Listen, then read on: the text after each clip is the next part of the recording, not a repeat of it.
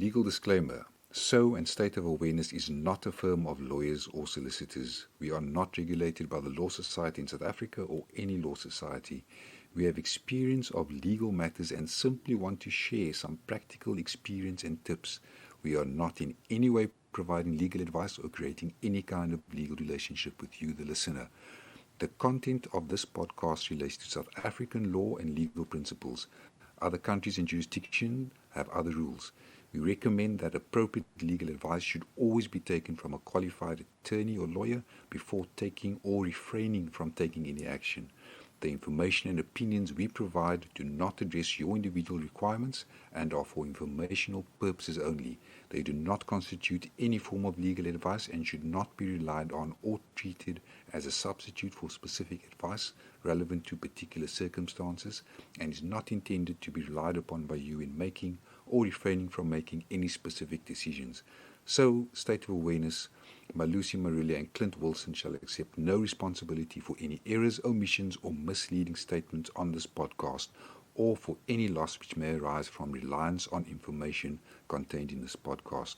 You agree that under no circumstances will we be held liable for any direct, indirect, incidental or other type of loss or injury resulting from your use or of any information broadcast in our podcast. Yeah, definitely, actually. And it's very clear. Yes, for sure. So, yeah, how's your week been, man? Oh, well, not as exciting as yours, I think. But it's been good. Yours? Yeah, no, good. Just I think pretty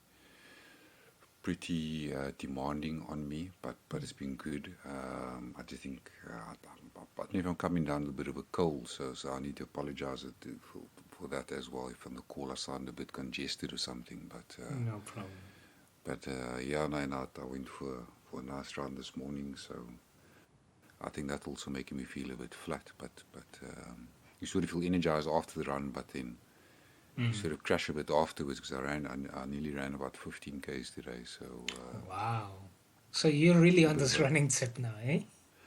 Yeah, I never used to be, you know, and I just, it's difficult here because I've got some equipment at home. I don't have the same setup that I had back in South Africa at home. I had a bench and weights and all these things, free weights, and I don't have that same setup here. So I guess I just got to do something, you know, and also it's opportunity for my brother and I to catch up as well, you know, because we're still not allowed to mix indoors. Oh, okay, right. So I mean, it's a chance for us to sort of catch up and have a chat. And so even though we're in constant contact, it's just so yeah. I mean, but I actually want to change it. I want to get back into my boxing again. So yeah, we'll see. I've got some equipment, but I'll start building it up slowly. No, that's good. And and I think I've asked you this before, but have you always been close with your brother? Or is it now that you guys are jogging together and everything and running marathons? No, so look. I mean, a long story short, my brother and I were never close growing up. He moved. Funnily enough, it took him moving to the UK like 20 years ago for us to become close. And that's when we really started chatting and really like talking, you know, like as in and like building our relationship. So yeah, that finally it took him being away for us to form like a real bond. And so yeah, since then we just sort of we became close and put a lot of the early days relationship behind us, you know, when you kids and you sort of, because we're 3 years apart, you know, and okay. we're quite different. He's the eldest, and I'm the middle kid, and we weren't really competitive at all, but we just never really hung out together. Or, you know, he had his friends. Yeah. He was in his own pa's house. He wasn't. I went to university. He didn't, and yeah, he was in his own mission, and so was I. You know, so that took him sort of moving away to right. for us to form a bond. Yeah. No, that makes sense. Me and my brother have a 9-year gap, and you know, for me, I have more of a. I'm the oldest, of course. And, you know, for me, I look at him from a kind of like a father. Yes. I wouldn't say father because when we talk like brothers. But Yeah. I remember him in my arms. Him Yes, being yes, so small, and all these things, and of it's course. still very clear in my mind. And like now, I'm trying to impart some knowledge. He's like he's 21 now. Okay. So it's like, uh, but it's still that thing of you gotta let someone live their life, because sometimes Yeah. you give information, and the only thing you can do is give information. What they do with it is a different story. But Yes, for sure. we both have the same values in terms of just trying to better our family situation, Yes. and trying to get on with it essentially. But No, that's great. yeah, no, it is great, and I'm glad to have that at least that connection with my Yeah, brother. for sure. To just have a common goal at the very least, or Yeah. one of them anyway. But Yeah. siblings are something else, to be honest with you. It's probably a topic for another day, For sure. though. Yeah, but other than that, the family's good, and Yeah, no, family's all, that's good. I mean, same my side, family's good. Yeah, we're just going into winter now, so it's like it gets dark at like 3:30 here. I guess that's the biggest adjustment. I mean, I'm not sort of too worried about the temperature that much because you can dress up, you can get dressed warmly, and inside the house you're warm. So it's more, I think it's more the light that affects you. And I actually need to get myself one of those lamps. It's called a sad lamp. mm. You've heard of it? Okay. Have you heard of it? It's called seasonal something disorder, seasonal something there. So basically, it's a lack of sunlight, and this Okay. lamp acts as sort of, as they call it, a substitute. Okay. Does it Because work? it gets dark. I'm gonna get one and I'll let you know. So no, just because I mean you can feel it. I think it's sort of in line with your natural body clock. You sort of you look out and you think like, wow, it must be like 7 or 8 o'clock really, but then it's only 4 o'clock. Mm-hmm. So I think it's more of a mental thing that possibly plays a bit of tricks with your mind that you're expecting it. Your judgment of time is sort of is not what I've been used to my whole life. Yeah. So sort of daytime, and time of the deities, and same likewise in summer, in summer the sun sets here like close to 10 o'clock. Oh. It's yeah, you got long days in summer, and when the weather's great, it's fantastic. But there again, also it's like you get thrown out a bit.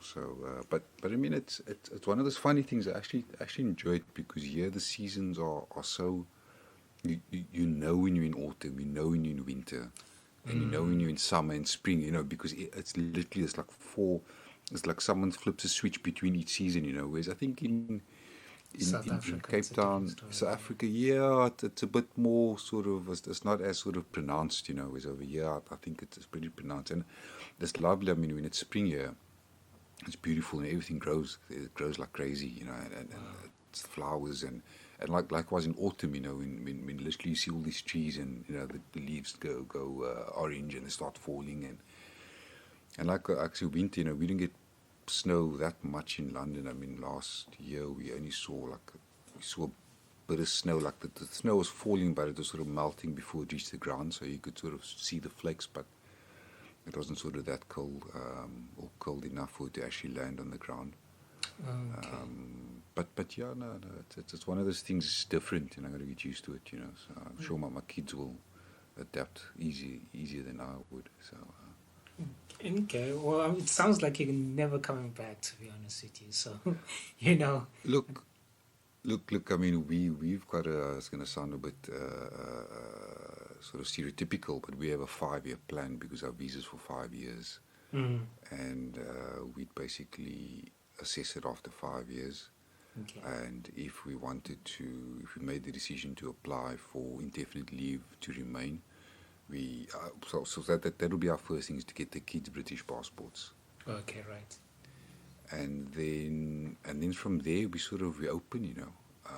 I would be open to coming back. Okay. you know. But sort of timing wise, I think timing would be the only question, you know.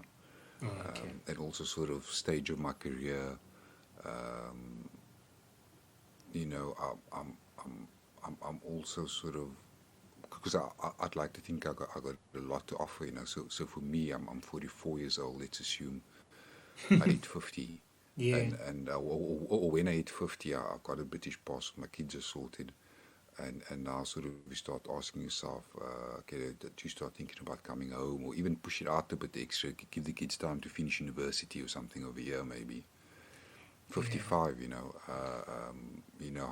how would I reintegrate back Mm. into sort of South Africa, like in South terms of Africa. work. You know, I'd really need to give it like sort of serious thought in terms Serious of thoughts. how I do it, because at the moment I'm very very fortunate in the sense that in the job that I'm doing, I still feel connected Yeah. Mm. to Africa. I still feel like I'm contributing towards Africa, because I mean we do support infrastructure projects in Africa, in Asia, but only in the poorest countries, you know. Mm. So Okay. so that almost it definitely makes me sleep better at night. Okay. That you actually still connected to pretty much your Yeah, no, continent, eh?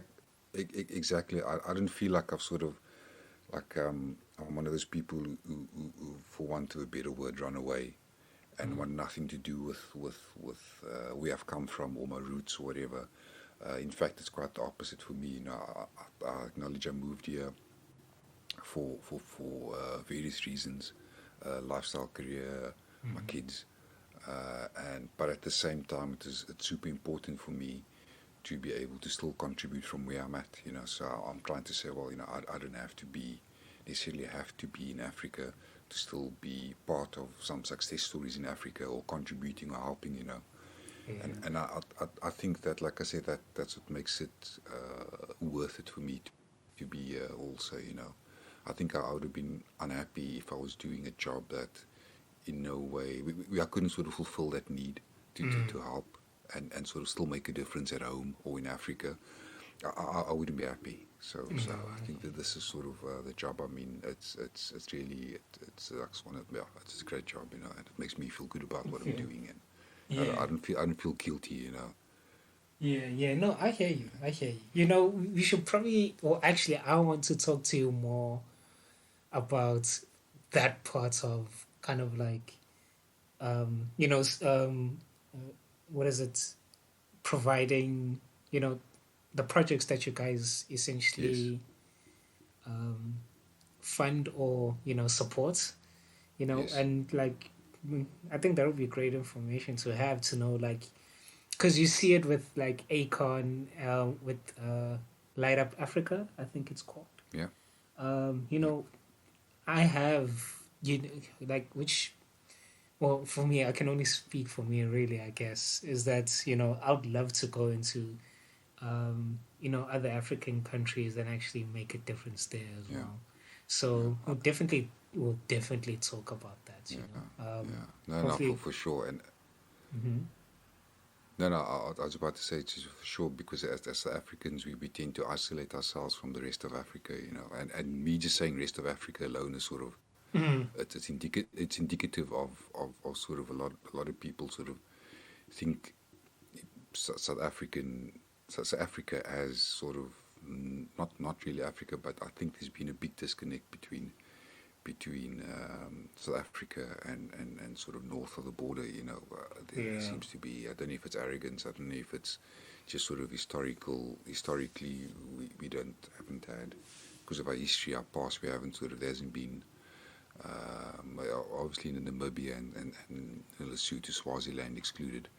Mm. Um, you know, I think we haven't really ventured that much beyond sort of Zimbabwe, Botswana, Mozambique. You know, Yeah. that sort of southern region. But as South Africans, I think we need to realize we are African and we're part of Africa, and Africa's problems are.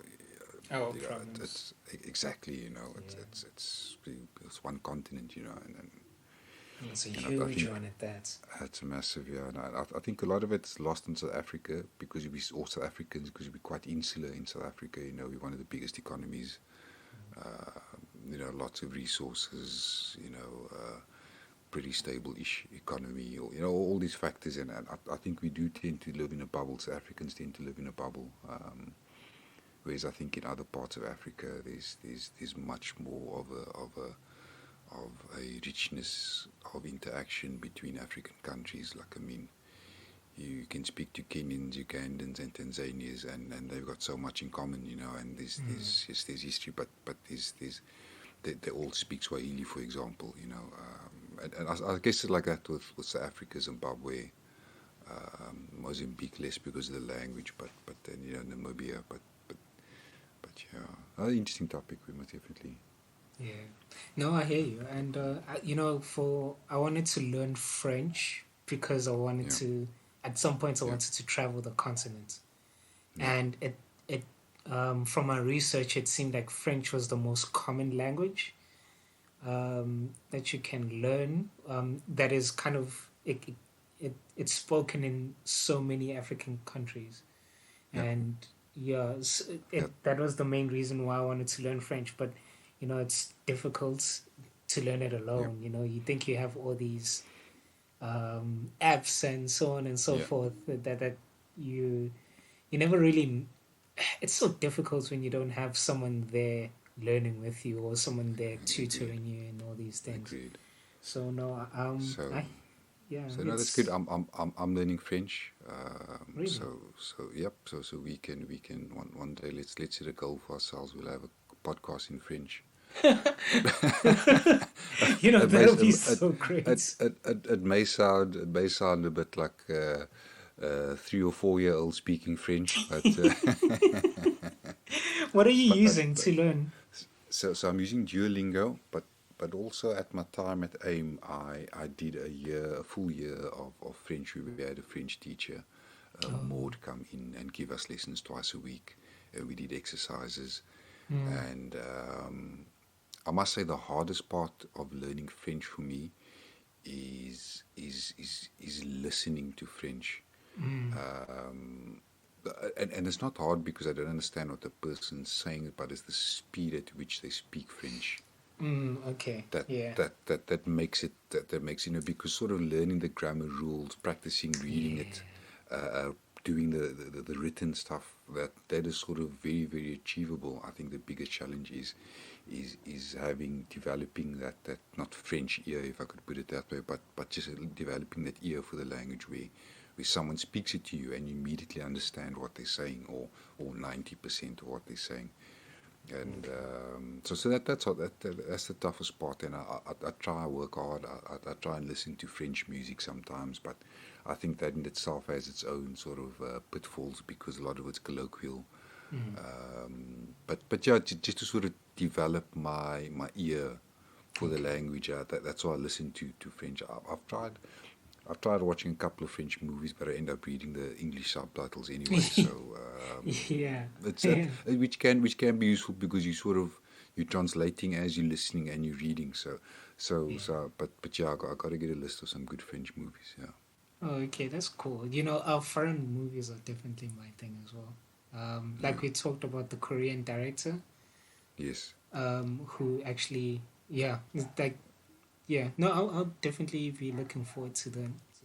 Just touching on being able to go to African countries and so on, and then having a corporate support you in what you're trying to do. You know, like obviously yeah, you have to go in and you have to pitch your idea and so on and so forth.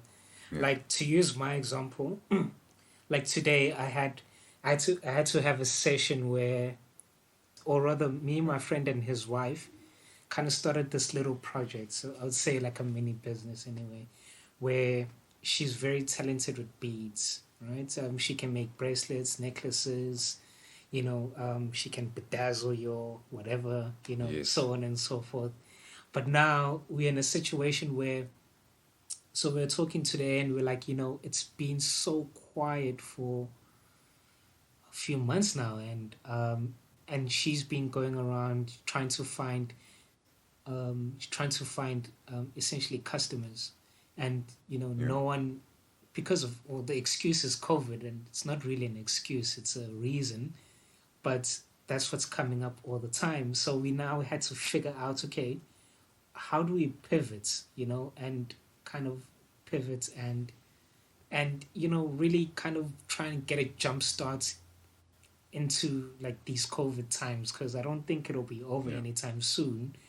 I think we're lucky in South Africa that because of the weather, I could be ignorant in saying that. Apparently, the virus doesn't live beyond 26 degrees, Yeah.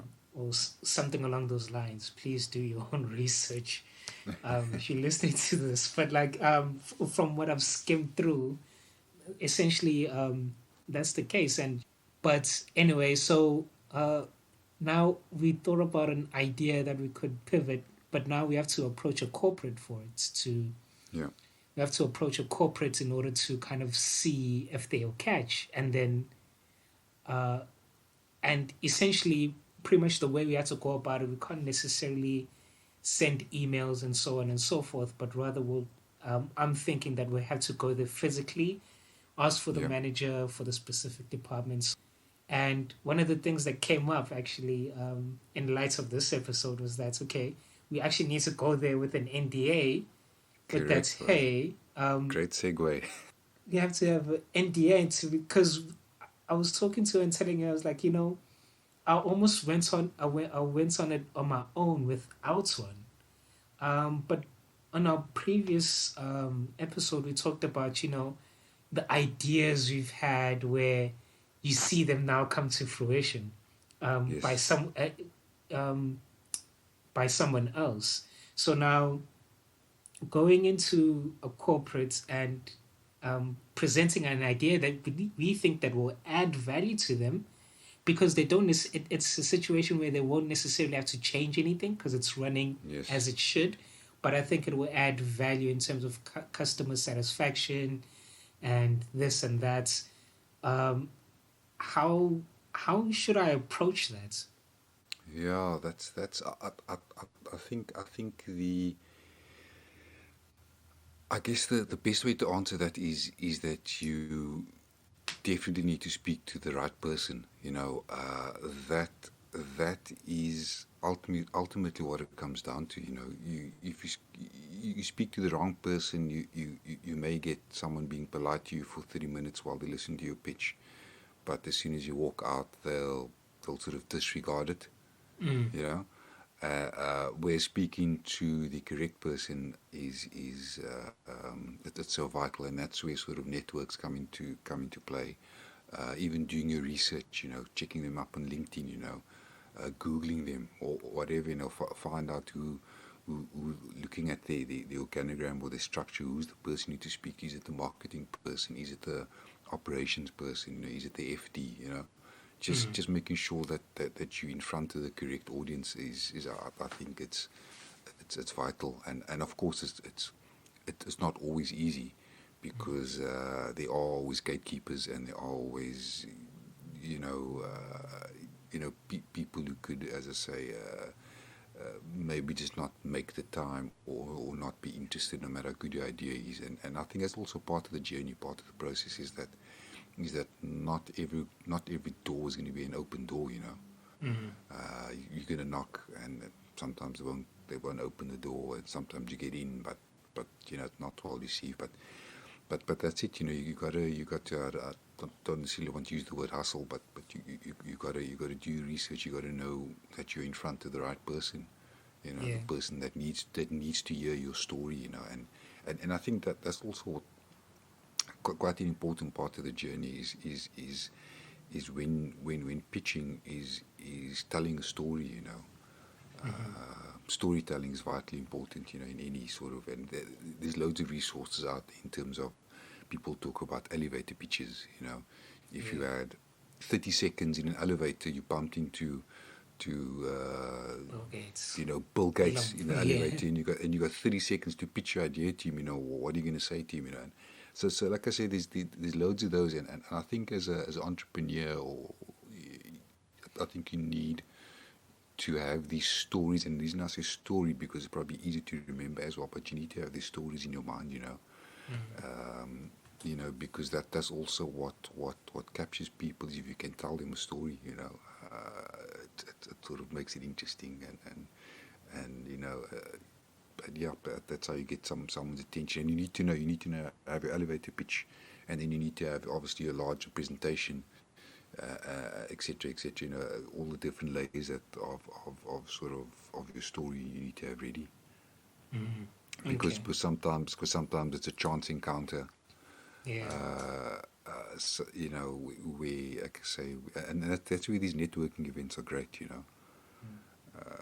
And I think it comes back to one of our earlier conversations about sort of how you make an impression on someone. It's not one of our recorded conversations, but just making an impression on someone. I remember. Leaving them leaving you and actually remembering you, what you had to say, what you were about, or that's sort of vitally important. Yeah. And yeah, and like I say, you just got to keep on knocking on the doors. Right. That's all And you got to do. and so okay, so I knock, and then they open, right? Okay, because now, right, one thing I've learned now is that preparation is probably like what 60% of the job. Yeah. Being ready and all these things. So I get the right people. Um, would this be like what you just talked about? Would this be like a kind of like a prerequisite to the meeting, or how can I put it? Or is it just like a sub, or maybe like a category on its own? Because I understand that it's a journey, but I guess what I'm trying to ask is, I get into the meeting. Is the first thing I slap on the is the first thing I slap on the table the NDA, kind of like built upon what I've worked on before, doing the research, probably engaging with them, because Yeah. I would have had to communicate with them at some point. Yeah. Um, it, does me slapping the NDA on the table just like, normal business practices, or is it kind of, So um, mm, yeah, I mean, look, I think there's different approaches, and if I could, I'm going to speak in very general terms now, but I mean, typically, you should, as an entrepreneur, you should have some. They often called a teaser, okay, a teaser document. But let's sort of roll back a few steps. You meet someone at a networking event, right, you exchange business cards, you give him your elevator pitch, or there's a bit of, you notice there may be potential for us to meet up later. You exchange business card, you've got each other's contact details, you've connected with this person on LinkedIn, you've done your research, you then fire a message, you say to them, look, I really enjoyed meeting you, and I'd like to sort of have further discussions. And then at that point, the further discussions point, that is when you sort of say, well, in the meantime, here's some corporate information or a teaser about who we or who I am and what we do. And the important bit about this is that your teaser or your corporate information, or sometimes people call it public information memorandum, but that in itself needs to be publicly available information. So you're giving them enough to sort of pique the interest. You're taking it a step further. So we had a conversation with Child. There's potential scope in now setting up the next step, which is a sort of a bit deeper introduction. I'm still not giving away any secrets. We're still not sort of sharing anything that's confidential, but I'm giving an overview, a bit deeper overview of what I'm about, what I can bring, or what the business is about. And then at that point, if there's still interest, if it's still, well, your teaser, your presentation has been fantastic, what are next steps, and then you'd say, well, next steps, I think we need to conclude an NDA. And so we can have more detailed discussions. We can start looking at figures, or we can start looking at projections, or whatever the case is. But it's and of course, as I said, I'm speaking in very general terms, in terms of how I meet someone and get this process going. But that is generally how things happen, particularly in my space. Where networks introductions are made, exchanging details, have a bit of a brief email exchange to see, is there opportunity to work together, exchange maybe publicly available information or pointing to the website, corporate presentations, teasers, the like. And then if there's opportunity after that, you've had that sort of general discussion. That's when NDA becomes important. Can I think before before we delve deeper into that, just with the elevator pitch, right? Because you go, well, on my side, I'm thinking that what I'm offering is so simple that it can be explained in two sentences, right? Yeah. How do I tease them with that without giving away, because like they they could hear my elevator pitch, and Yeah. next thing I know, they're doing it on their own because maybe I see what you're saying. Yeah. because Yeah. that's the thing with like what I'm always afraid of, especially with big corporate firms, is that Yes. they're so busy on the organizational structure that's Yeah. really innovation is kind of takes a back seat. But then Yeah. when someone else comes in, it's like, hey, why didn't we think of this before? Yeah. Yeah. And I think a lot of the time that's why I've thought like, nah, this is a stupid idea. But you find that Yeah. they haven't thought of it because they can't think Yeah. about it because they have all these systems and Yeah. processes. And then next thing I know, I say two sentences like, man, I didn't think of that. And then next thing they do it on their own because, Yeah. and that guy Yeah. takes credits and so on and so forth. So what do I tease them with when I could literally explain it in two sentences? Yeah. No, that's a tough one. I mean, and you don't want to be the please call me guy. Oh man. You know. I mean, well, I know he's won the case, but I mean, he had to go through so much litigation and court cases to eventually get what is due to him. So how do you avoid all of that? And I guess before I sort of say, well, then if you sort of if your elevator pitch is going to give your intellectual property away, then you need to sign an NDA before then.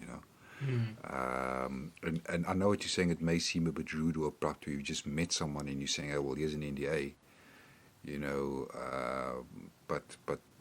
But often if you can sort of contextualize and explain it, and often companies are creating new positions called like a chief innovation officer. I know there's one law firm who has, for example, a chief innovation officer. So I assume you'd want to speak to a person in that sort of position or with that sort of scope of work or mandate. But it is tricky, so essentially you're going to have to sell yourself first and not necessarily the idea. Okay. So you're going to have to sell yourself first, convince him you've got an idea, and then present the NDA. Should I, Without should I always have one giving in my away too pocket? much. I would say so. I mean, just as it's such a standard document in business that being presented with an NDA is not, it's everyday. That's everyday business. You know what I'm saying? Yeah. So to the extent you have an idea and you want to do that pitch, I think it shows that you're prepared. I think it shows definitely a level of professionalism. Yeah. Most big corporates have their own template NDAs in any event, which they will often insist that you sign their version, not your version. But as I say, it's showing, it's showing, hey, I'm serious. Here's my NDA. We've met, we've spoken, we've hopefully got some rapport or some chemistry. I've sold myself, but now I want to tell you about my idea. But before I tell you about my idea, here's my NDA. Is there, you mentioned they may not want to sign mine. I may need to sign theirs. Is there? Yeah. Should I also have a lawyer to be able to? Because I would have thought like an NDA is just outside of this room you can't talk about it, and like you can't take my idea. would there be any tricky things in there that I should be wary of that like I have No, to no, include? for sure. Let's start at sort of at the very beginning. I mean, Okay, what is an yeah. NDA? NDA, a non-disclosure agreement, right? And a non-disclosure agreement can be as simple as you just said it. I sign a piece of paper which says, I will not divulge any information you tell me, and vice versa. If I'm receiving the information, I may say to you, and that's a binding contract. I could sign a piece of paper that says, I, Clint Wilson, will not share or disclose any information which Malusi discloses to me. And Mm. that's in NDA. So it can be that simple. You didn't say anything, I didn't say anything. It's that simple, right? But where it does get more complicated or more involved, you start digging a bit deeper. You start asking yourself questions around, for example, how long is this NDA going to last? You know, Okay. Oh wow. you I know, thought it would be indefinite. well, there you go. Most corporates will not sign an indefinite NDA. Most of them will say, well, the maximum duration NDA we will sign is 2 years because after 2 years your information is stale, for example. You know, some of them at a push may go to 3 years.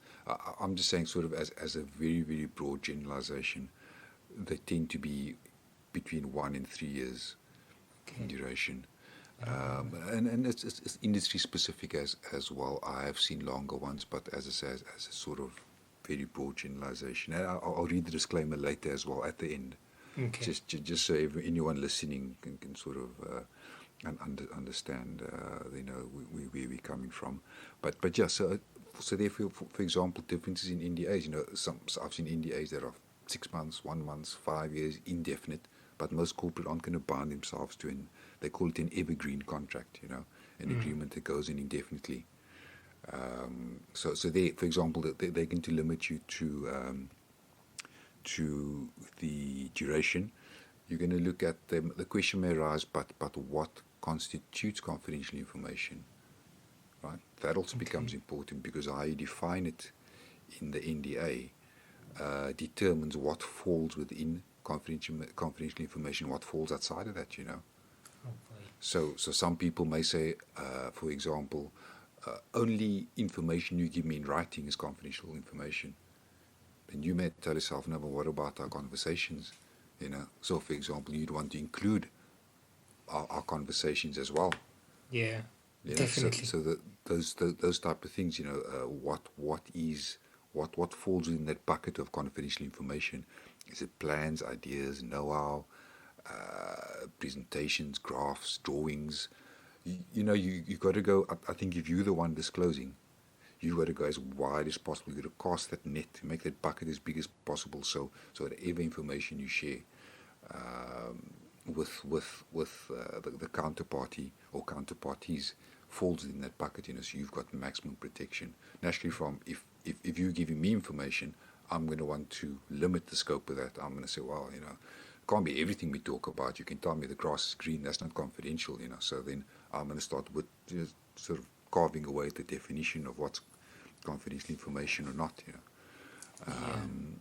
So that's another example. So I'm trying to think of further examples. You know, while Yeah, you think, I'm here thinking about. Well, clearly, even in an elevator pitch, I need to have, kind of like a pocket lawyer, essentially, yeah, um, to be able to read through all of that, right? Because yeah, I would have thought, it covers everything we talk about, or perhaps even includes things that are written down within the session, you know, um, kind of standard. But it seems as though if I don't read, there could be clauses where the corporate can just wiggle themselves out of it, essentially. yeah, yeah. No, that's true. And do you need a lawyer as such to read an NDA? Um, it depends again. As I said, you get. I've seen NDAs that are sort of 2-3 pages, and I think I may Oh have boy. shared a nice. I think I may have shared a nice simple template with you. Yeah. And I've seen NDAs that are 20 pages. No way. And yeah, no, because if if someone and how did there's so many sort of different ways to do it. But as I say, all it boils down to, it starts at the root of what we're about to say needs to be kept confidential. But then you start digging and you start digging and you start thinking and you start trying to protect yourself, or the corpus trying to protect themselves Mm-hmm. around what's confidential and what's not. Another example is sort of if it's a very common clause as well, is there'll be instances where there's mandatory or forced disclosure. So you may disclose information to party B. Party B agrees to keep it confidential, but then there may be an instance where they no longer have to keep it confidential. For Mm-hmm. example, if let's just say a government agency serves him with a subpoena, there'll be a carve out for that, subpoena for information. They may say, well, in that instance, if the government comes knocking on my door, or the police, whatever, I'm allowed to disclose it, because I can't be seen to be breaking the law. Okay. So it becomes pretty nuanced, and if you do have access to a lawyer, I would always recommend, that your lawyer gives a read, just to give it a sanity check, they call it, Mm-hmm. just to make sure that there's nothing sort of onerous on you, or that you're not giving anything away, and that your rights are protected, and it goes, there's so many times where NDA, I've negotiated an NDA, and sometimes you think to yourself, oh, but is it really that important? And yes, it kind of is, because you want to, on both sides, both sides want to be protected, Yeah. and know what their rights are in respect of the information that's being shared, and often also it's a way, it's your first sort of legal interaction with the other side, Yeah. and it can often set a tone or a benchmark for future interactions. I think definitely if you're an entrepreneur, you want to come across like I don't think you certainly don't want to sign anything that's put in front of you without reading it. Yeah. But also creating that impression. So I'm not saying you must always come back with comments or whatever, or questions, but often, there will be comments, there will be questions, clarifications, and it's important that you try and deal with it. Yeah. Oh, so now tell me, it's COVID, the Porsche's in the shop, oh, I had to sell it, now I'm starting again, and so on and so forth, the bank account is dry. And now I'm in a situation where I don't have a Porsche, by the way, just to make it clear. Just trying to paint a picture where now I can't afford a lawyer, right? Yeah, Especially as a guy that's starting out. Now, yeah, what should I? And I essentially have to read it myself. yeah, Uh, what should I really pay attention to then? Because now, if I'm handed like for instance, like I carry around the template that you gave me, right? yeah, I go to the firm. I presented it like, no, you have to sign us, and they gave me, let's say, a simple 3-page NDA, right? yeah. Or not simple, rather. I don't know what kind of fonts those NDAs are written in, if it's 3 pages. But I'm sure it's not 18. Yeah, it's not. Yeah. It's probably like 10 or 12 or 11 or something like that. So what is it that I need to really understand? Because now there's also the lawyer jargon as well in there. Yes. Do I have to have a dictionary, or is there any key things I need to actually, So find out? yeah, again, if you are the party sharing information, if it's your confidential information, right? Mm-hmm. Assuming you're not receiving it, so you sharing information with the corporate. First things first, you'd want to look at the duration. As I say, you may have agreement. Your preference may be for indefinite. Mm-hmm. You may get pushback with 1 year. You may want to negotiate duration. You will definitely need to look at what constitutes confidential information, as we said early on, to make sure that as much of what you share is covered by this agreement. Right? Yeah. Do you want to understand what falls in that confidential bucket and not? You also want to very importantly, is understand the purpose for which the information shared will be used. It's often there's a clause called purpose, or there's a clause, dealing with how the parties, once the information is shared, what the parties can and can't do with it. Right? That's also very vital. You need to understand exactly that they can't. I've seen clauses where they call it's called reverse engineering clauses. Where, yeah, exactly. So you may share, let's just say, it's something IT related, a software. There's a prohibition against the person receiving it reverse engineering that, to sort of say, to get to the bare basics of what you're sharing, but then do something slightly different, and then say, well, but this is not the same thing you told me or shared with me, So you need to understand the uses of information, also you need to understand your remedies, So remedies, I say, so what happens? You share information, the party you share it with breaches the confidentiality. What are your rights? Can you? Are you, for example, are you free to go to court? Are you free to get an interdict? Are you free to rush to the High Court to do that? What does the contract say? Or does the contract say, no, actually, if there's any breach of this agreement, you need to go to arbitration? That's not what you want.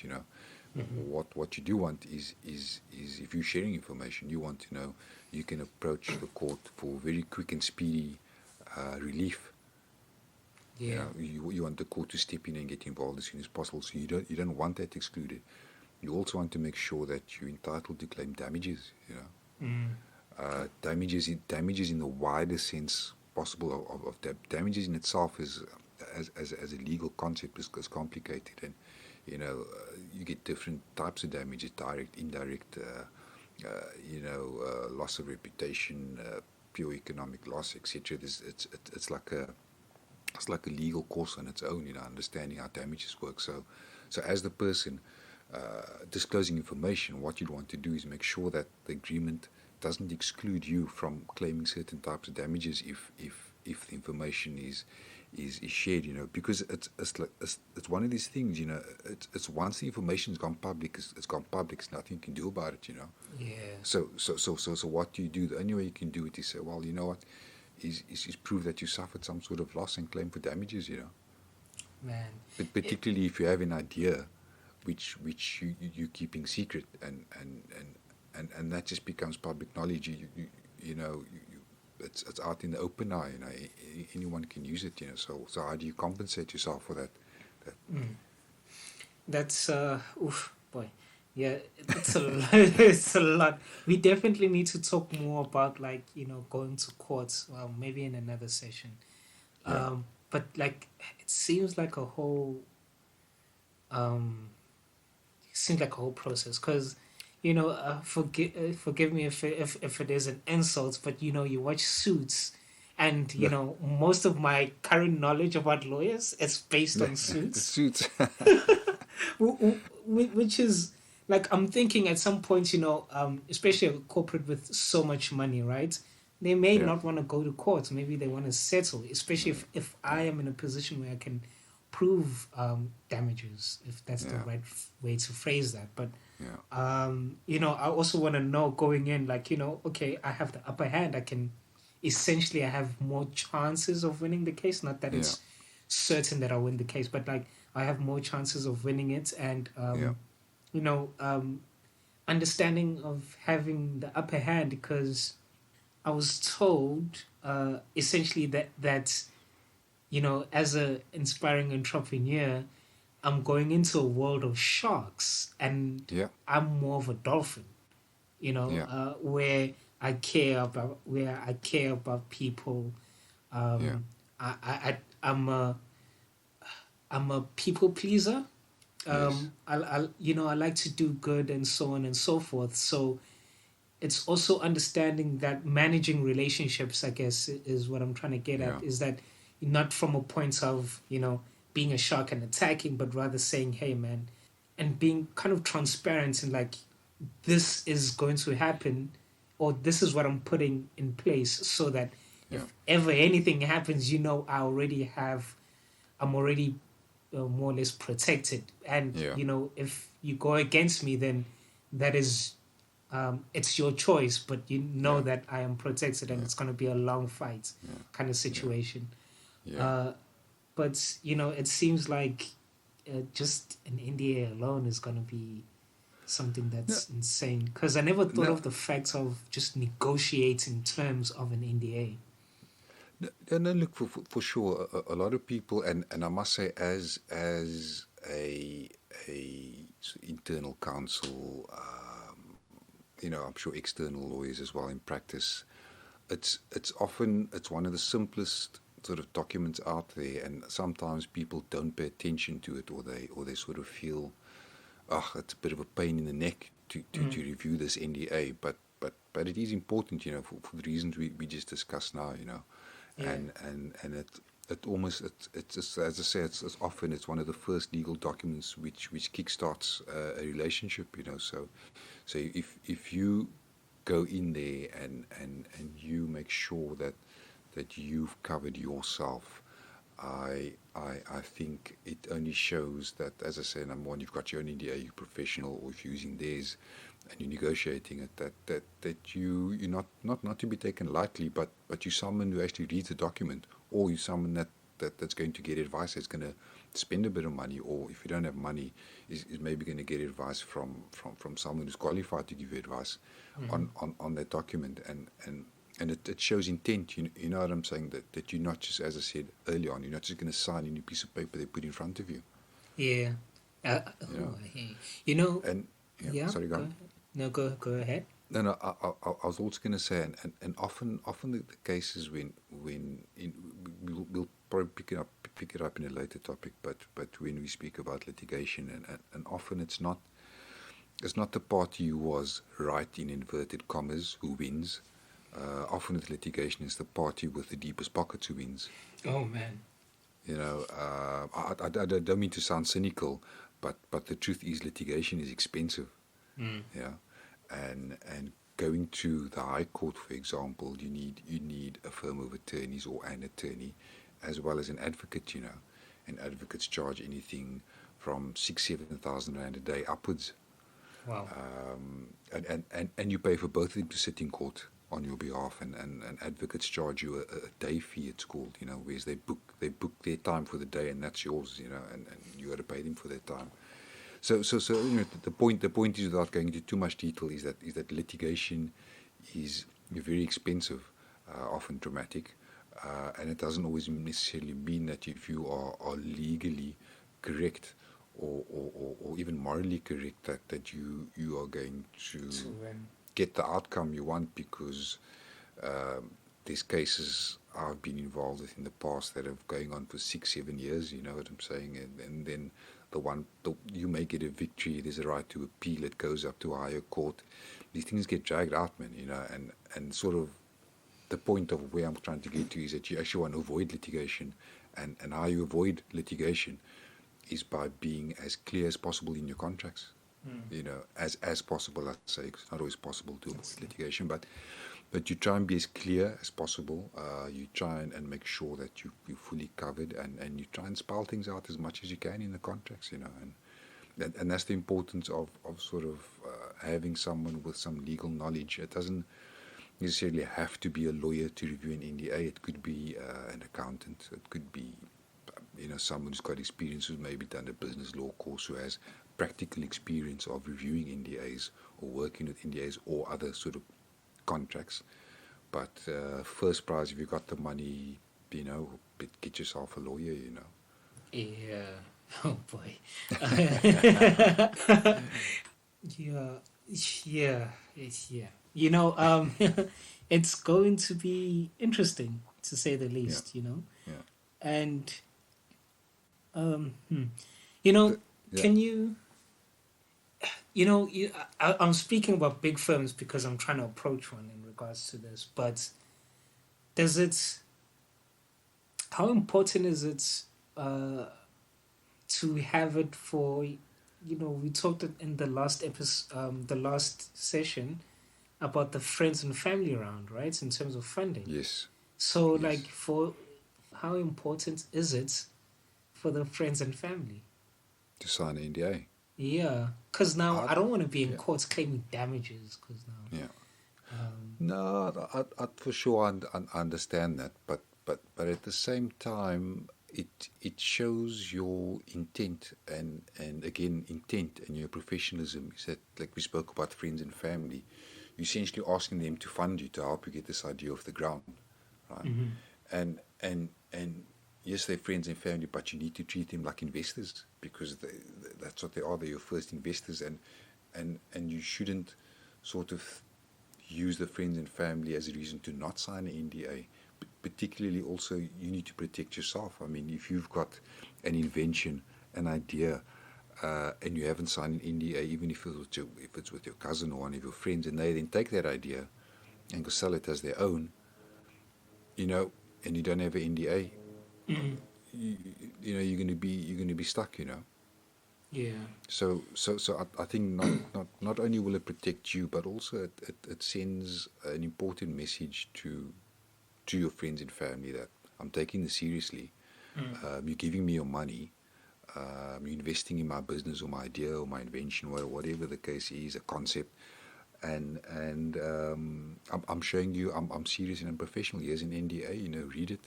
It's a simple agreement. All it says is that what I'm telling you now, you're not allowed to share outside of this room or outside of our discussions. You know, it's my idea. I've got intellectual property or whatever it is, and I need to protect it. And if I'm taking this position by protecting my idea, I will essentially be protecting any investment you make in this idea or money, any money you invest in this idea, you know. Yeah. So it may seem a bit odd, you know, going to your gran or your gogo and saying, you know, can you sign, can you sign this piece of paper? But it doesn't have to be. It can be one page, you know. It can just be something which says, you know, you're not gonna discuss this outside of this room, or you know. Yeah. So it's important, you know. No, I hear you. That's that's a lot of information I was not aware of. Well, first and foremost, I'm gonna keep a copy of my in my man bag, as they call it, just to Yeah, make sure that yeah, if I ever run into someone in the elevator, I'm like, hey man, yeah. got this great idea for you, but sign here first. That's what already 10 seconds lost. Yeah, it's important. Okay. Yeah, I think that will lead me to. I think we need to have a separate session for contracts in general as well. No, for sure. Where now, like, because I'm really thinking about the negotiation part, because I don't want to be in a situation where they hear my idea and it's great, and next thing, because I'm so eager and hungry to win, Yeah, the first time and they say yes, but I'm being shortchanged, and yeah, being shortchanged in my in the transaction, you know. yeah. Uh, So on that front, then I think that's definitely a separate topic. Sort of, you know, we can discuss, right. What are next steps? You know, I've banked my NDA on terms that I'm happy with. mm, The meeting went well. I've pitched my idea to them. There's interest. You know, what do we do next? How do we take the next steps forward? What do we do? You know, sort of contractually. And we can make that a separate topic as well, because the answer is you need to have not you need to have, but often the next step is something like they call a term sheet, okay. or a letter of intent. Right. Depending on what your circumstances are, you may say, right, you know, so we definitely there's an interest for us to work together, or to develop this idea, or develop this concept. You know, on what are the terms going to be of us developing that together, you know. This is coming from the firm, the letter of intent. Well, it can come from you, you know. It can come from the firm, it can come from you, but more than likely it will come from the firm, and often it will depend on on on the situation and the context. But I think broadly, let's just speak about term sheets, you know. Mm. You know, the next step will probably be a term sheet, and the term sheet will contain basically be a summary of the sort of material points governing how you're going to take the relationship forward, or how you're going to work together or develop this product or develop the business relationship. If it's someone that's going to invest money in you, give you money, they're going to want to know, for example, what do I get for my money in very simple terms? Do I become a shareholder? What say do I have in running your business? What information do I want from you? How are you going to use the money? So, it can go on and on and on, but just think of it sort of as the next step. You need to conclude some form of term sheet which is going to govern the relationship going forward. And sort of the next step after term sheet, once you've agreed a term sheet, is you go to sort of a definitive or final contractual documents. But yeah, no, we can. I think that is definitely a topic on its own, term sheets, and then sort of final documentation. Okay. Yeah, we'll definitely set that up and have a discussion. I'm hoping that this is putting it out to the universe that by the time we actually get to that session, I'm already at that point as well. You're going to need a term sheet. No worries. Yeah. Yeah, I'm definitely going to try to make sure that the conversations that we have are relevant to what I'm doing as well. Yes. Yes. Because I also want to get to a point where maybe a legal contract between myself and a customer, if I'm providing a service, and then maybe it's a repetitive service, Yes, so you need a standardized contract, or things like that. No, we can cover all of that, and like I say, there's so many solutions out there. There's so many avenues, and then we can speak about them, and we can sort of just be that forum where we sort of just provide bits of information or point you or anyone else listening in the right direction, whether it's to a lawyer, whether it's to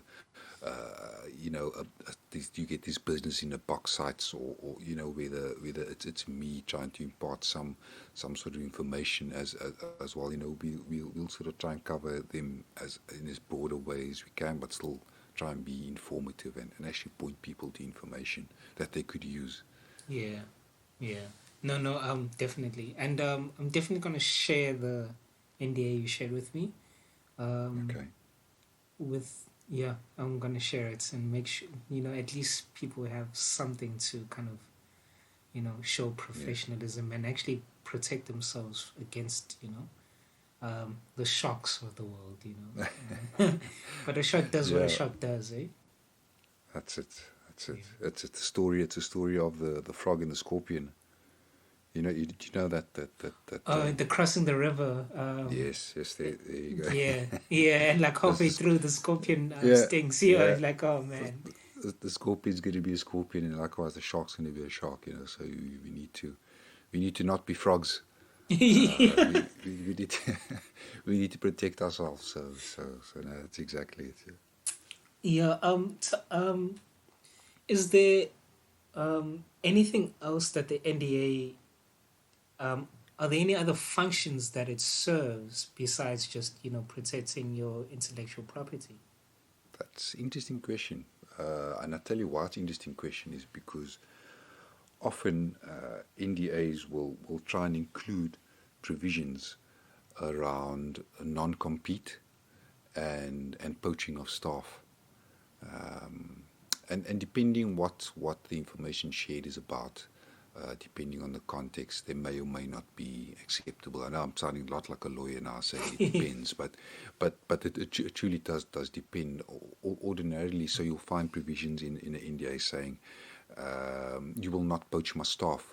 Through me sharing information with you, you're going to get access to, let's just say, my operations manager or my financial director, and then you tell the person, or you oblige the person you're sharing information with to not poach your staff for a period of 2 years or whatever the case is. So you often see that you often see non-compete as well.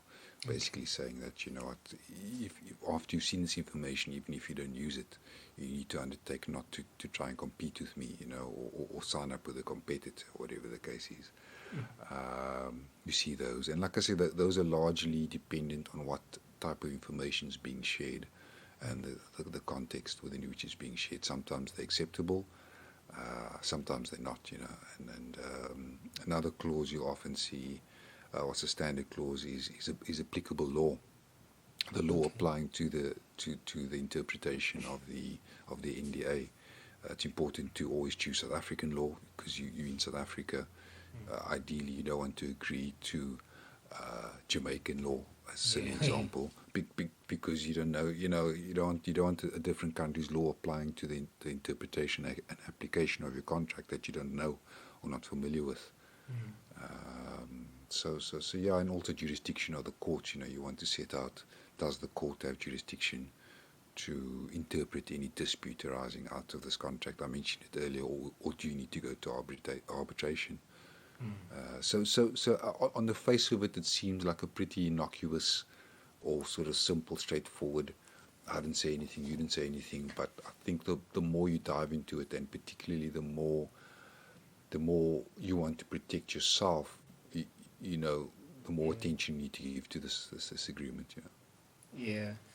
Will there ever be a situation where, you know, 90% of the things I agree with, but then there's like 10% that I'm not sure with, and as a lawyer, let's say you were my lawyer, right?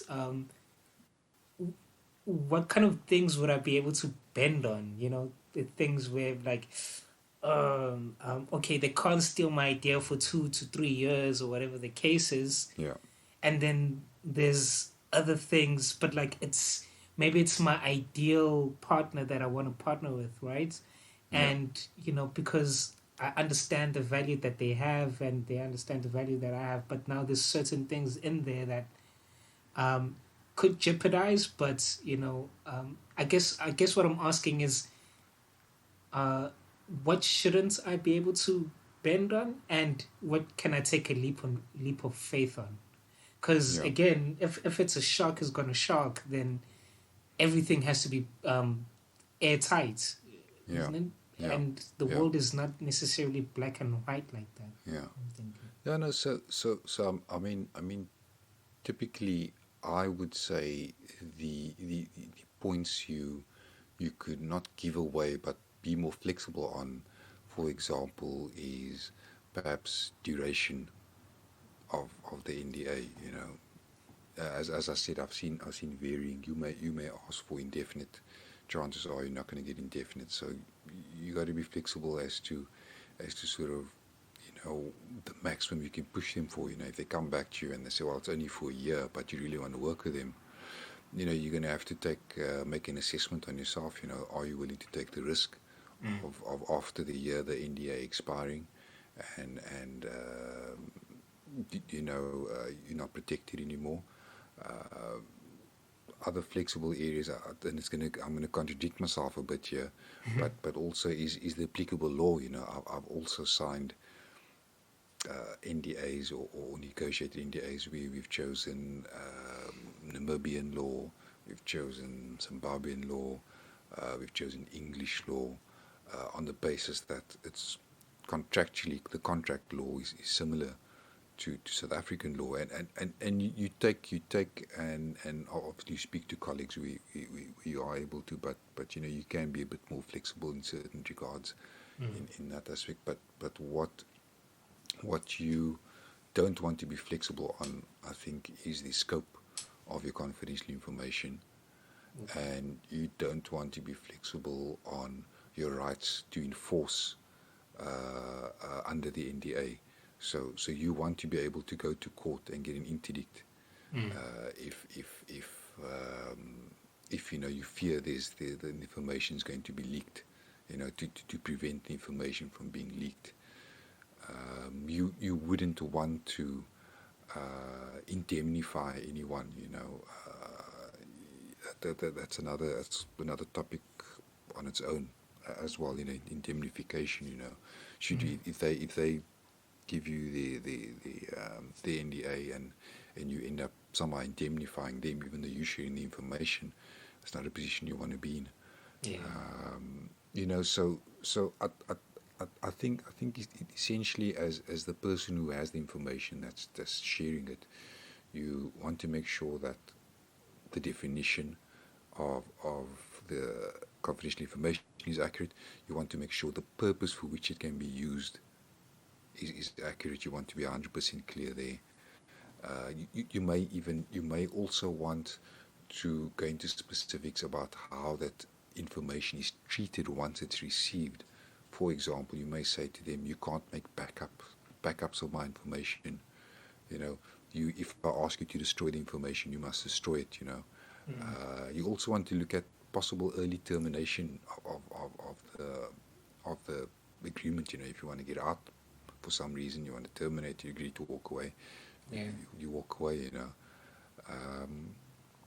Would that be part of an NDA? Look, or part of the so term those sheet? I would say, which is this The early termination. which one, the termination? Yeah. Oh no, you could put it in NDA if you wanted to, but obviously if you disclosing the information, you also want to make sure. For example, there's a clause in there, and that this is a bit of a tricky one.